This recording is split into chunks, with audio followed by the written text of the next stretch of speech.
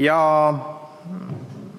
kahtlemata me kõik teame, et me elame keerulistel ja ebakindlatel aegadel, ükskõik kas me vaatame maailma või vahest ka vaatame oma elu peale ja püüame tajuda, et mis siis toimub. Ja vahest võib tekkida küsimus, et ega ikka ei saa aru ka, mis toimub. Ja kuidas sellest kõigest välja tulla. Ja psalmist, keda me oleme siin lugenud eelmistel pühapäevadel ja räägime veel ka järgmistel, kirjutab meile erinevatest aegadest, aga ka väga palju sellistest keerulistest aegadest. Ja see on selleks, et me teaksime, et midagi sellist on juba olnud, et ei ole midagi uut. Ja see on selles mõttes lohutavalt, et see ei ole midagi ootamatut. Aga samas ka, et me ei ole selles mis iganes olukorras üksi. Me ei ole esimesed inimesed, kes nende olukordadega silmitsi seisavad. On olnud ka teisi enne meid, kes on olnud keerulistes aegades. Ja teiseks, me ei ole üksi sellepärast, et me võime teada, et lõpuks on Jumal meiega koos nendes aegades. Tänase jutluse aluseks ma loen psalmi 40. Ja psalmist ütleb siin: ma ootasin Issandat suure ootusega. Ta kummardus mu poole ja ta kuulis mu appi hüüdmist ja tõmbas mind üles õuduse august ja paksust porist ning asetas mu jalad kaljule ja kinnitas mu sammud. Ta pani mu suhu uue laulu, kiituslaulu meie Jumalale. Paljud näevad seda ja hakkavad kartma ja lootma Issanda peale. Õnnis on mees, kes paneb oma lootuse Issanda peale ega pöördu ülbete ja valesse taganajate poole. Palju oled sina, Issand, mu Jumal, teinud imetegusid ja mõelnud mõtteid meie kohta. Ei ole kedagi, kes oleks sinu sarnane. Kui ma hakkaksin neid kuulutama ja neist kõnelema, siis oleks neid rohkem, kui jõuab ära lugeda. Tapa ja roa ohver ei ole sulle meele järgi. Aga mu kõrvad oled sa avanud. Põletus ja patu ohvrit sa ei nõua. Siis ma ütlesin: vaata, ma tulen, rullraamatus on minust kirjutatud. Sinu tahtmist, mu Jumal, ma teen hea meelega ja sinu seadus on mu südames. Ma jutlustan õiglust suures koguduses, vaata, ma ei sule oma huuli. Issand, sina tead seda. Su õiglust ma ei varjanud oma südames, sinu ustavusest ja su abist ma rääkisin, su heldust ja su tõde ma ei salga suure koguduse ees. Issand, sina ära keela mulle oma halastust, sinu arm ja ustavus hoidku mind alati. Sest lugematud õnnetused on mind piiranud, kõik mu süüteod on mind kätte saanud, mul puudub neist ülevaade. Neid on rohkem kui juuksekarvu mu peas ja mu süda kaotab julguse. Issand, olgu sulle meelepärane mind vabastada. Tõtta mulle appi, Issand, häbenegu ja kohmetugu nad kõik, kes püüavad hävitada mu hinge. Taganegu ja jäägu häbisse need, kellele meeldib mu õnnetus. Vallaku jubedus oma häbitööst neid, kes ütlevad paras, paras. Olgu rõõmsad ja rõõmutsegu sinus kõik, kes otsivad sind, kes armastavad sinu päästet. Need öelgu alati, suur on Issand. Mina olen vilets ja vaene, aga Issand mõtleb mu peale.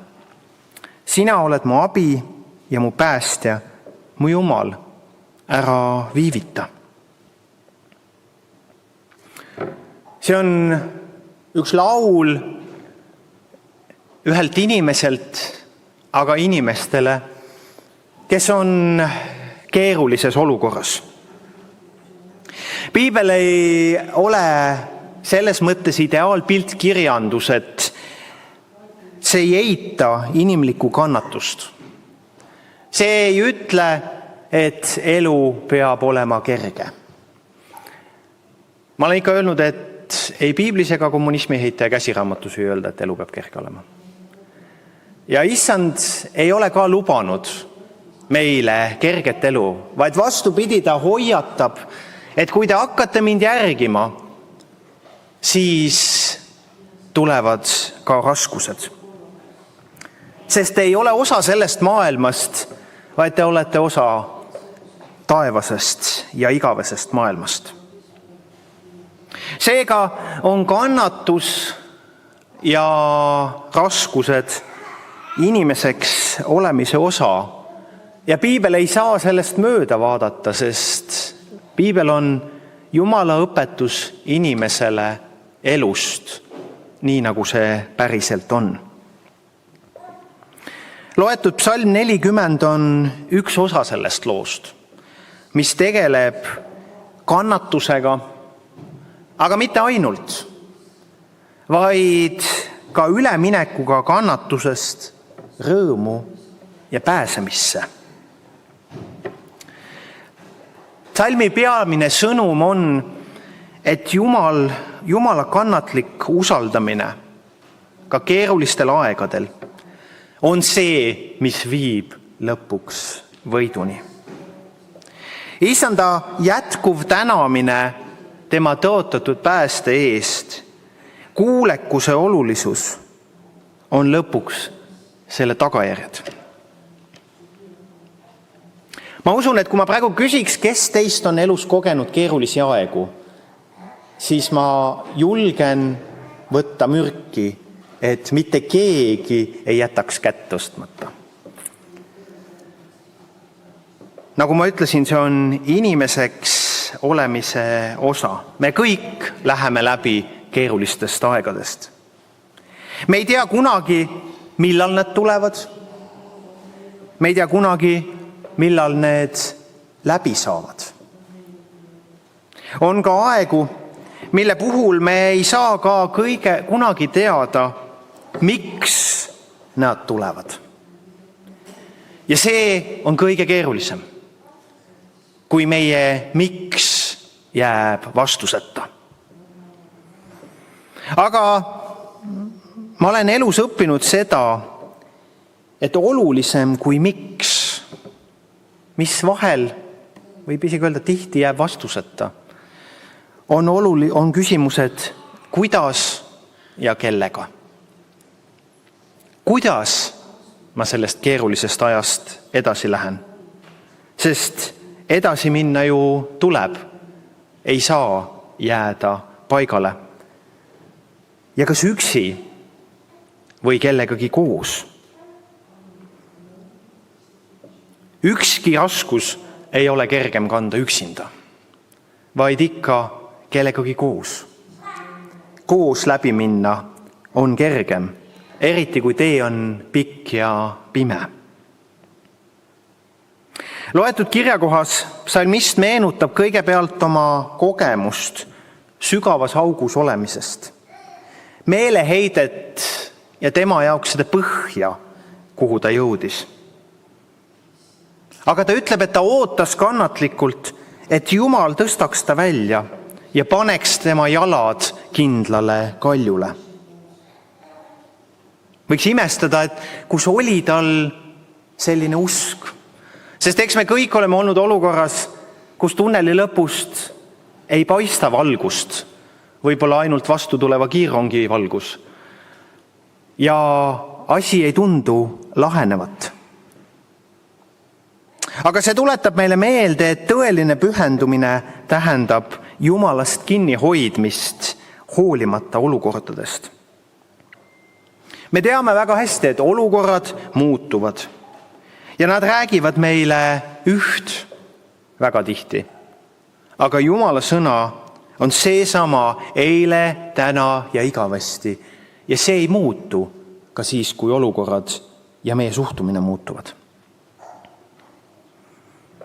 Taavet jätkab psalmides 4-5 issanda tegude ülistamist ja ta kutsub hoolimata oma olukorrast üles teisi teda usaldama. Ta ütleb koguni, et hoolimata tema praegusest olukorrast on Jumal teinud juba nii palju muid imelisi tegusid, et tal ei oleks võimalik neid kõiki ka üles lugeda. Tal ei oleks võimalik Jumala headuses kahelda isegi siis, kui tema ümber valitseb pimedus. Kui sa oled oma elus keerulise koha peal, siis on hea meenutada seda, mida Jumal on sulle eelnevalt juba teinud.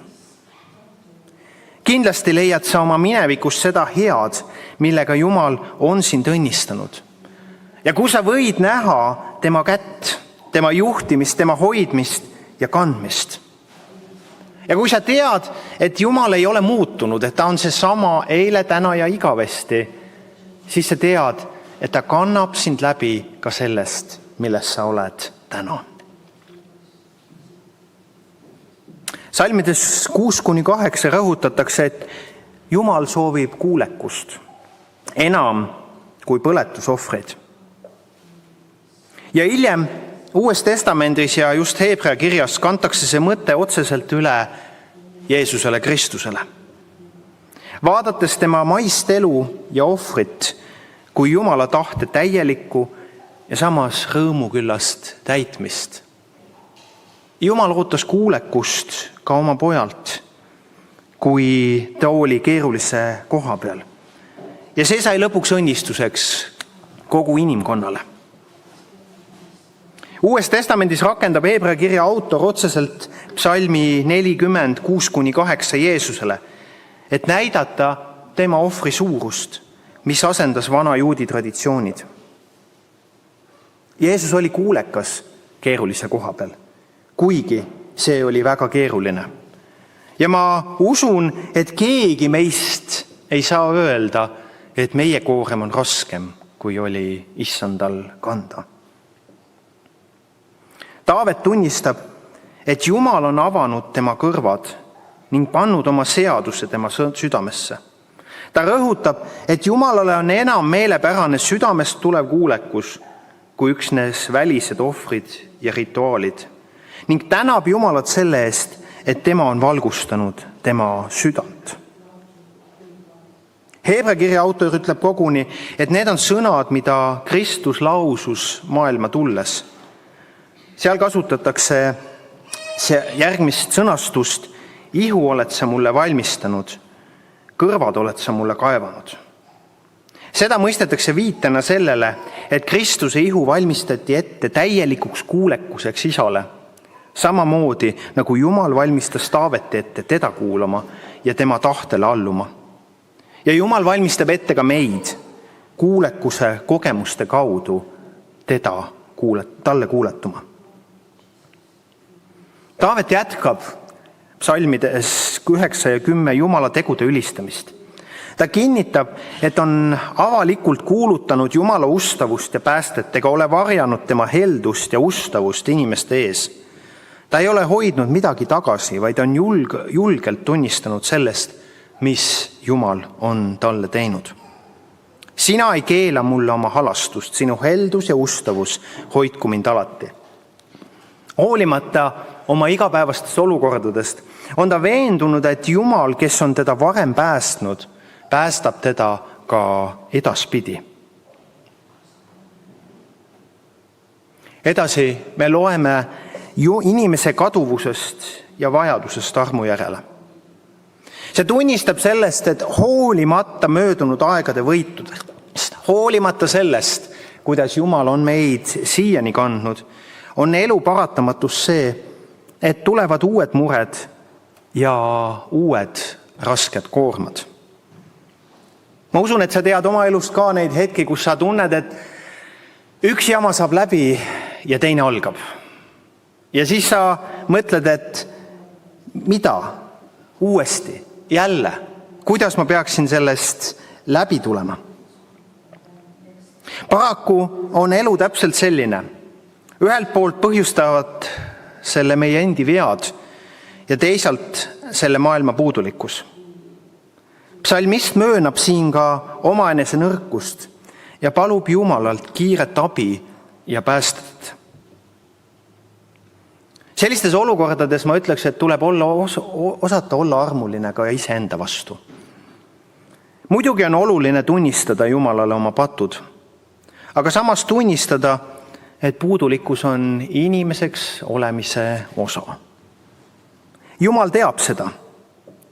Küsimus on selles, kas meie teame ja tunnistame seda. Issanda sõna ütleb meile, aga tema on armuline. Ta lepitab pahateod ega tule hävitama, vaid võtab sagedasti tagasi oma viha ega lase kogu oma vihaleeki tõusta. Talle tuli meelde, et nad on liha, tuuleõhk, mis läheb ära ega tule tagasi. Ja Heebrea kirjas ütleb autor, sest meil pole niisugune ülempreester, kes ei suudaks kaasa tunda meie nõrkustele, vaid selline, kes on olnud kõigiti kiusatud nii nagu meie ja siiski ilma patuta.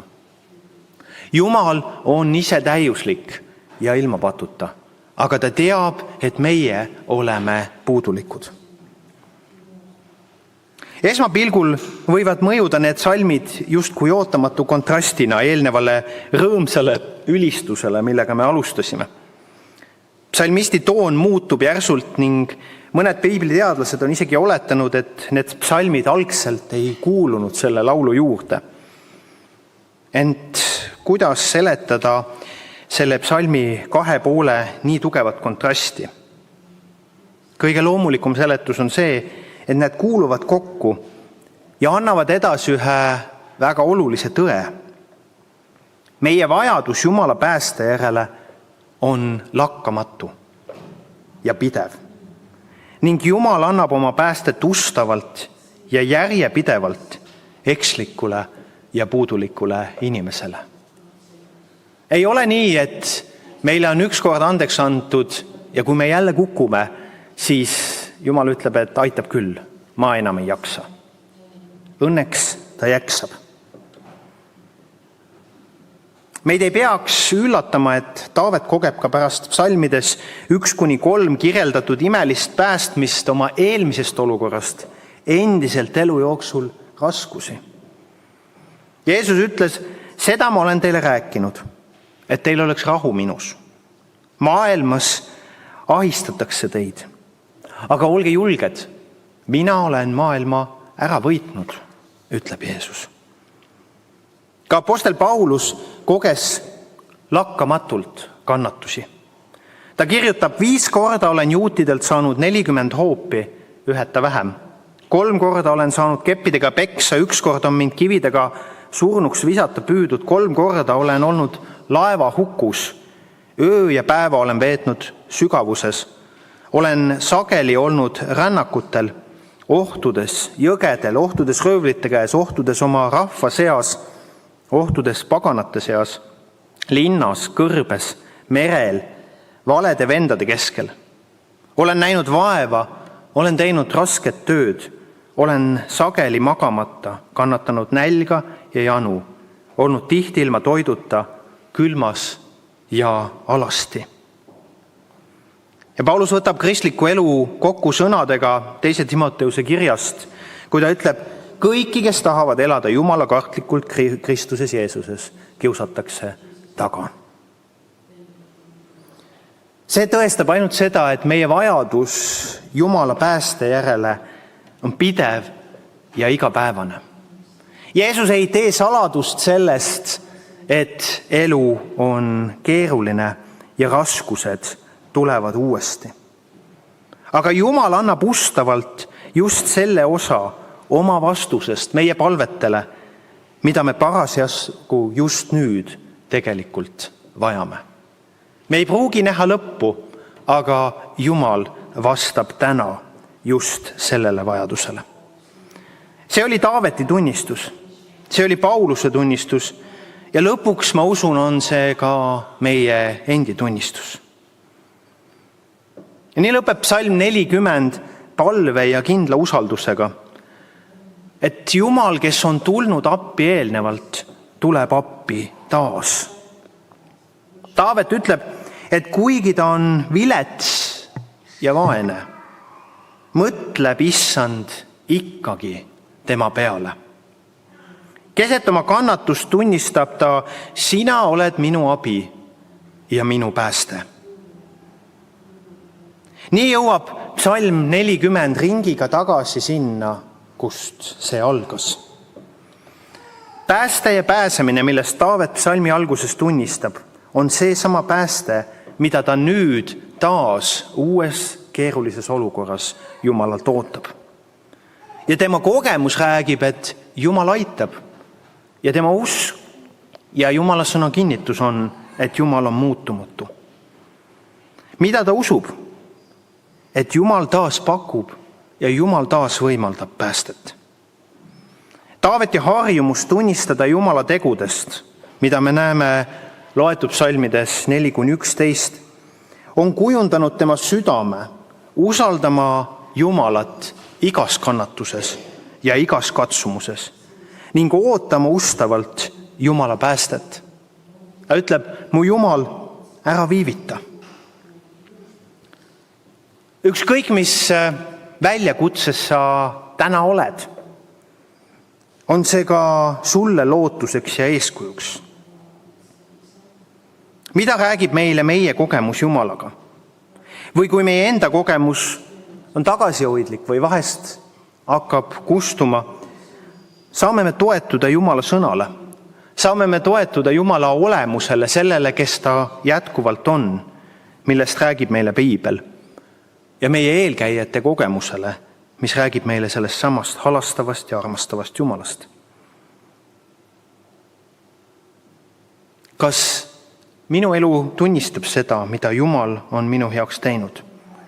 Kas ma ootan ja julgen oodata jätkuvat ja ustavat päästet ka siis, kui elu toob kaasa uusi ja uusi kutsumusi? Kas ma julgen seista usu ja lootusega raskuste ees? Psalm 40 ütleb, et julgen küll. Jumal on aidanud kord, raskused tulevad uuesti, aga Jumala pääste on taas saadaval. Kui see on keeruline, siis sa võid toetuda Jumala sõnale ja sellele, millest räägib sinu eesminejate kogemus Jumala iseloomu kohta. Hiob ütleb oma kannatuste käskel, Issand on andnud ja Issand on võtnud, Issanda nimi olgu kiidetud. Kõik, mida Jumal lubab oma järgijate ellu, kõik, mis meie eludes toimub, sünnib tema suveräänse tahte kohaselt ning tuleb kasuks neile, kes teda armastavad, kinnitab meile Rooma kiri 8:28. See on Jumala tõotus, kes on seesama eile, täna ja igavesti. Nii kujundatakse meid üha enam nende keeruliste aegade ja raskuste kaudu üha enam Kristuse näo sarnaseks, mis on tegelikult meie eesmärk ja mis on tegelikult see lõplik võit, mille poole me ju püüdleme, meie elu eesmärk. Jeesus kui täiuslik inimene, inimese täiuslik kehastus, teine Aadam, inimene nii, nagu Jumal inimest luues seda mõtles. Paraku, kui ma vaatan iseenda peale ja olen aus, siis ma näen, et ma olen Jeesuse eeskujust veel ikka väga kaugel. Minuga on veel vaja teha tööd, aga see töö võtab aega. Nii kindlalt, kui võime selles maailmas oodata ja eeldada raskusi, võime oodata ja eeldada ka Jumala ustavat päästet elu keerulistes olukordades, mis tuleb õigel ajal ja annab meile täpselt selle, mida me just siis ja just selles olukorras vajame. Jumal on meile Kristuses valmistanud lõpliku pääste. Kui palju enam on tal võimalik anda meile neid väiksemaid võite. Nii saab meie kannatusest tunnistus ja uus kiituslaul, mida meie elu kaudu Jumalale lauldakse. Aga lootuse Jumal, täitu teid kõige rõõmu ja rahuga usus, et teil oleks püha vaimu väe läbi küllaga lootust, on Jumala sõna. Amen. me palvetame. Issand Jeesus, sina, kes sa oled hea ja kõikvõimas Jumal, sina, kes sa siin maa peal käies kogesid kõike, millest inimesena me läbi läheme. Issand, sina ütled, et sa ei ole kaugel, et meile kaasa tunda ja sinu käsi ei ole lühikene, et meid aidata. Issand, siin me seisame ja me usume ja usaldame, et ükskõik mis olukorras me täna oleme, sina oled hea ja sinul on oskus ja võimalus ja tahe meid aidata. Issand, anna meile siis kannatlikkust oodata ära sinu vastus. Ja anna meile siis hääl ja süda, et kuulutada sinu armulikkust, kui me oleme kogenud sinu päästet. Et veel paljudki, kes on nendes keerulistes ja pimedates olukorrades ja ei näe väljapääsu, võiksid tulla sinu juurde, panna oma lootuse sinu peale ja kogeda sinu armu ja päästet. Issand, usaldame endid sinu kättega järgnevateks päevadeks, kui sa neid kingid. Palume, et sinu harm ja halastus oleks meiega, meie rahvaga, meie maaga, selle maailmaga, mille sina oled loonud. Ja issand, usaldame, et sina kannad meid kõigest läbi. Jeesuse nimel. Amen.